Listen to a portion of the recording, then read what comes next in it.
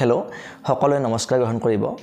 আপোনালোক সকলোকে মই মোৰ ইউটিউব চেনেল আছামিজ নলেজ কৰ্ণাৰলৈ স্বাগতম জনাইছো আজিৰ ভিডিঅ'টোত মই আলোচনা কৰিম যে আমাৰ যিসকল কৰ্মচাৰী বৰ্তমান এনপিএছৰ অধীনত আছে সেই সকল কৰ্মচাৰীয়ে যদিহে আমাৰ ইউপিএছৰ অধীনলৈ গুচি যায় তেনেহলে তেওঁলোকৰ এতিয়ালৈ এনপিএছত যিমানখিনি টকা জমা হৈছে সেই টকাখিনি কি হ'ব আৰু যেতিয়া এগৰাকী কৰ্মচাৰীয়ে ইউপিএছৰ অধীনৰ পৰা অৱসৰ গ্ৰহণ কৰিব তেতিয়া তেখেতে যেটো নিশ্চিত পেনশন এচিয়ৰ্ড পেনশন সেই পেনশনটো কিমান টকা লাভ কৰিব এইখিনি কথা মই আলোচনা কৰিম আৰু তাৰ লগতে মই আলোচনা কৰিম যে যিখিনি আমাৰ এনপিএছৰ অধীনৰ কৰ্মচাৰী আছে তেওঁলোকে যেতিয়া অৱসৰ গ্ৰহণ কৰিব তেতিয়া তেওঁলোকৰ মুঠ জমা ধনৰ 60% কি কৰা হ'ব কৰ্মচাৰী গৰাকীক ঘূৰাই দিয়া হ'ব আৰু বাকি 40% চৰকাৰে পেনশন দিয়াৰ নামত ৰাখি থৈ দিব কিন্তু যদিহে আমি ইউপিএছৰ অধীনলৈ গুচি যাওঁ তেনেহলে আমি অৱসৰ গ্ৰহণ কৰাৰ পিছত কিমান টকা আমি পাম আমি হাতত পাম মানে অৱসৰ পুঁজি হিচাপত আমি কিমান টকা পাম আৰু আমি বাকি কিমান টকা আমি পেনশনৰ কাৰণে দিব লাগিব আৰু এই আটাইখিনি কথা মই মানে আলোচনা কৰিম আমাৰ 24 জানুৱাৰী 2025 ইংৰাজী চনত যিখন আমাৰ ইউপিএছৰ নটিফিকেশন জাৰি হৈছিল সেইখন নটিফিকেশনৰ আধাৰত গতিকে আপোনালোকে শেষলৈকে ভিডিঅটো চাই থাকিব এতিয়া প্ৰথমতে আহু প্ৰথম পইণ্টলৈ অৰ্থাৎ যদিহে আমি এনপিএছৰ অধীনৰ কৰ্মচাৰীবিলাকে ইউপিএছলৈ যাওঁ তেনেহলে আমাৰ জমা পুঁজিটো কি হ'ব তাৰ উত্তৰটো হ'ল এইটো যে মই ইতিমধ্যে মোৰ আগৰ ভিডিঅ'টোত উল্লেখ কৰিছিলোঁ যে যেতিয়া আমি ইউপিএছলৈ যাম তেতিয়া ইউপিএছত আমাৰ ফান্ড দুটা হ'ব এটা হ'ব ইন্ডিভিজুৱেল প্লাছ গভৰ্ণমেণ্ট কন্ট্ৰিবিউশন ফান্ড আৰু আনটো হ'ব পুল কৰ্পাছ যত অকল গভৰ্ণমেণ্টে 8.5% কৈ কন্ট্ৰিবিউশন দিব তাৰ আমাৰ কোনো ধৰণৰ হস্তক্ষেপ নাথাকিব সেইখিনি গভৰ্ণমেণ্টে মেনেজ কৰিব এতিয়া যেতিয়া কোনো এগৰাকী এনপিএছৰ কৰ্মচাৰীয়ে ইউপিএছলৈ যাব চেঞ্জ কৰিব তেতিয়া তেওঁৰ মানে 2025 চনৰ মাৰ্চ মাহলৈকে যিখিনি টকা এনপিএছ জমা হ'ব সেই টকাখিনি কি কৰা হ'ব ইউপিএছ ফাণ্ডলৈকে ট্ৰান্সফাৰ কৰা হ'ব অৰ্থাৎ ইউপিএছ যেটো ইন্ডিভিজুৱেল কৰ্পাছ থাকিব তালৈকে ট্ৰান্সফাৰ কৰা হ'ব এইটো হ'ল উত্তৰ এতিয়া আহু দ্বিতীয় কথাটোলৈ যে যেতিয়া ইউপিএছৰ অধীনত কোনো এগৰাকী কৰ্মচাৰীয়ে অৱসৰ গ্ৰহণ কৰিব তেতিয়া তেখেতে কিমান টকা এচিয়ৰ্ড পেনশন হিচাপে লাভ কৰিব অৰ্থাৎ নিশ্চিত পেনশন হিচাপে লাভ কৰিব ইয়াৰ কাৰণে এটা ফৰ্মুলা ধৰি দিছে আৰু ফৰ্মুলাটো হৈছে এইটো যে p divided by 2 into পূৰণ q divided by 300 পূৰণ ic divided by bc এতিয়া ইয়াতে যেটো p এই p টোৱে কি বুজাব যে এগৰাকী কৰ্মচাৰীৰ অৱসৰ গ্ৰহণ কৰাৰ ঠিক আগৰ 12 মাহৰ অৰ্থাৎ লাষ্ট 12 মাহৰ বেসিক দৰমহাৰ যেটো গড় হেতু কৰিব p তাক p বুলি ধৰা হ'ব আৰু তাক 2 ৰে ভাগ কৰা হ'ব মানে কথাটো এনেকুৱা যদিহে কোনো এগৰাকী কৰ্মচাৰীৰ লাষ্ট 12 মাহৰ গড় বেসিক দৰমহা হৈছে 50000 টকা তেনেহলে 50000 ডিভাইডেড বাই 2 অৰ্থাৎ 25000 টকা পূৰণ q divided by 300 ইয়াতে যেটো q এই q টোৱে কি বুজাব যে তেওঁৰ কিমানখিনি কোৱালিফাইং সাৰ্ভিস পিৰিয়ড আছে অৰ্থাৎ তেওঁ যদি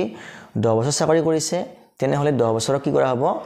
12 ৰে পূৰণ কৰা হ'ব 12 মানে কিয় যে এটো মাহ হিচাপত বাহিৰ কৰা হ'ব যে 10 12 গুণ 120 অৰ্থাৎ 120 মাহ ওপৰত লিখা হ'ব 120 আৰু তলত লিখা হ'ব 300 এই 300 টো এটা বেঞ্চমাৰ্ক হিচাপত ধৰা হৈছে 300 মানে হ'ল যে যেহেতু আমাক এটো কথা উল্লেখ কৰি কোৱা হৈছে যে কোনো এগৰাকী কৰ্মচাৰীয়ে মানে এচিয়ৰ্ড পেনশন লাভ কৰিবলৈ হলে তেওঁ কমেও 25 বছৰ চাকৰি কৰিব লাগিব তেনে ক্ষেত্ৰত 25 বছৰক যদি আমি মাহ হিচাপত ধৰো তেনেহলে 300 মাহ হয় সেই কাৰণে q divided by 300 অৰ্থাৎ কোৱালিফাইং সাৰ্ভিস যেটো পিৰিয়ড হ'ব হেতুক আমি কি কৰিব লাগিব 300 ৰে হৰণ কৰিব লাগিব ইনটু কি কৰা হ'ব ic divided by bc ic মানে হৈছে ইন্ডিভিজুৱেল কৰ্পাছ আৰু bc মানে হৈছে বেঞ্চমাৰ্ক কৰ্পাছ এতিয়া এই ইন্ডিভিজুৱেল কৰ্পাছ মানে হ'ল যেটো আমাৰ কি হ'ব আমাৰ কন্ট্ৰিবিউশন 10% কৈ বেসিক প্লাস ডিআৰ আৰু গভৰ্ণমেণ্ট কন্ট্ৰিবিউশন 10% কৈ দিব হেতু বা ইন্ডিভিজুৱেল কৰ্পাছ আৰু বেঞ্চমাৰ্ক কৰ্পাছটো কি যে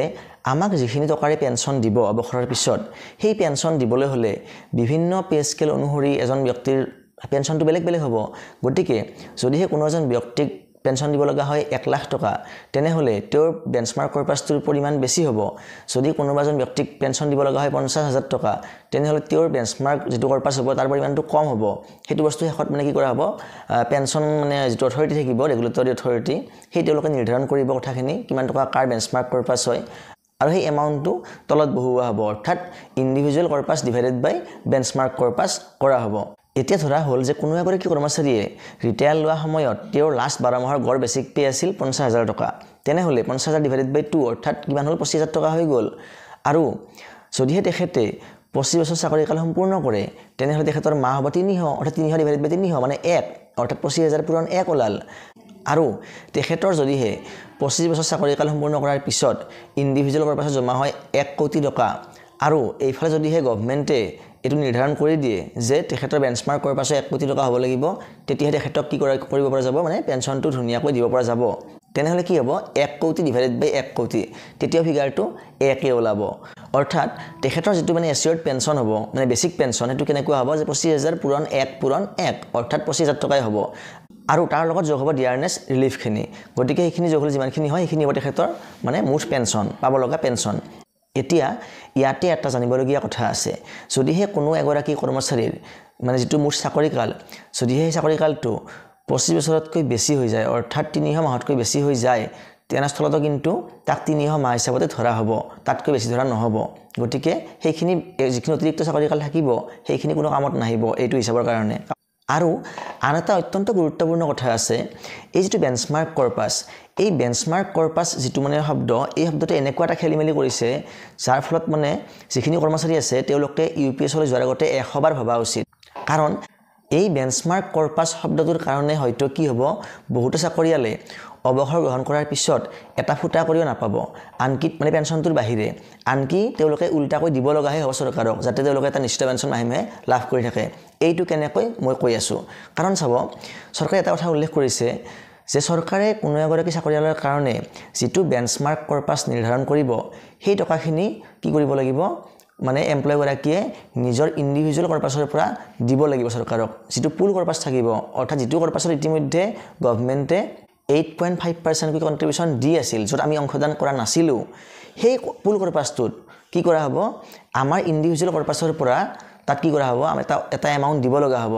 যাক আমি বেঞ্চমাৰ্ক কৰ্পাছ বুলি কম অৰ্থাৎ গভৰ্ণমেণ্টে যদি কয় যে আপোনাৰ নিশ্চিত পেঞ্চন লাভ কৰিবলৈ হলে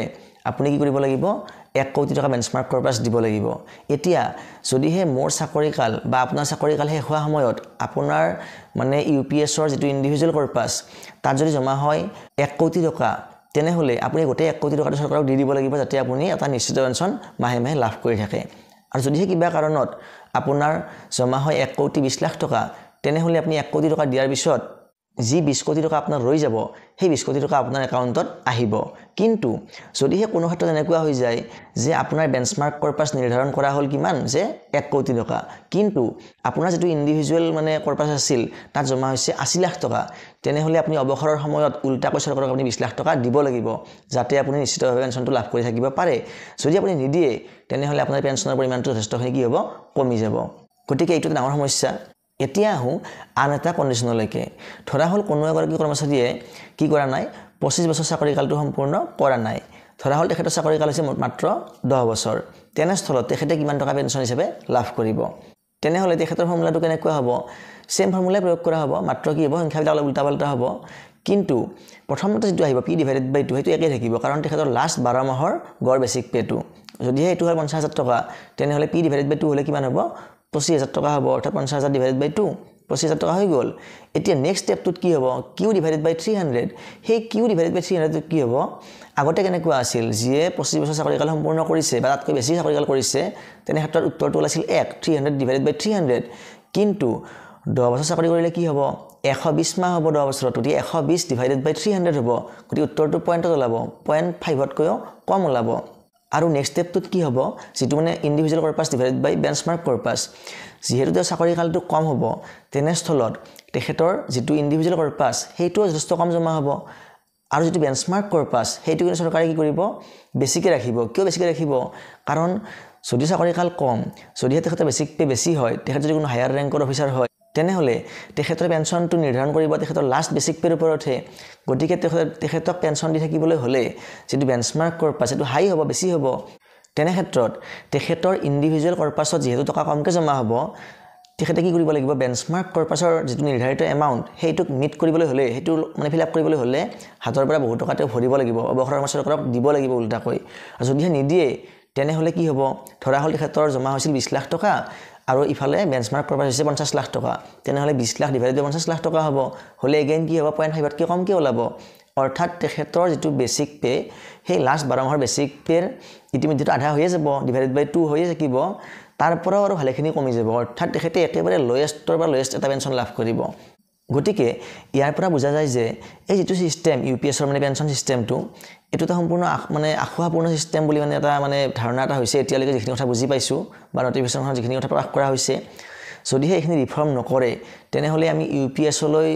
মানে যোৱাটো বৰ এটা মানে লাভদায়ক নহ'ব বুলি মই ভাবোঁ গতিকে আশা কৰোঁ আপোনালোকে কথাখিনি বুজি পাইছে যদিহে বুজি পাইছে তেনেহ'লে আপোনালোকে UPS চিষ্টেমটোৰ বিষয়ে কি বুলি ভাবে নিশ্চয় কমেণ্ট কৰি জনাব আৰু আপোনালোকৰ মতে NPS থকাটোৱে ভাল হ'ব নে UPSলৈ যোৱাটো ভাল হ'ব আপোনালোকে সেই বিষয়ে কমেণ্ট বক্সত জনাব গতিকে এইখিনিয়ে আছিল আজিৰ ভিডিঅ'টো আশা কৰোঁ আপোনালোকে ভিডিঅ'টো চাই ভাল পাইছে যদিহে ভাল পাইছে এটা লাইক কৰিব আৰু আগলৈও এনেকুৱা ধৰণৰ তথ্যমূলক ভিডিঅ' পাই থাকিবলৈ আপোনালোকে চেনেলটো ছাবস্ক্ৰাইব কৰি ল'ব পাৰে ধন্যবাদ